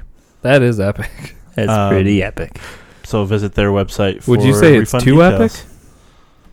I'd also say it's epic. You guys can close out this show, right? Goodbye. Fuck off. They're making a joke because that was my fucking title in the document was too epic. To answer your question, yes, we could close out the story. Don't we still have one more story? Yeah, but it doesn't. You don't need me, is what he's saying. You can just do it by yourself. Oh, you want to leave? No, I was just making a joke. Go. Bye-bye. But last but not least, what I thought was pretty cool and important. You got some release dates and delays for us, Zach? Yeah, you think the delay of Anthem is pretty awesome? No, I think that's the most important part.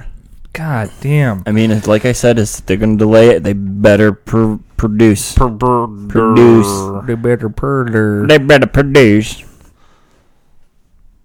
Okay, release dates. Yep, give it to me. Give it to me straight. I'll give you a release date first because that's a little happier. Yay. No, I like my bad stuff. All right, so we'll go with your delay, which is Anthem. No. To no one's surprise, Anthem has been pushed to 2019. Bet you didn't see that coming, did you? I sure did. Mm-hmm.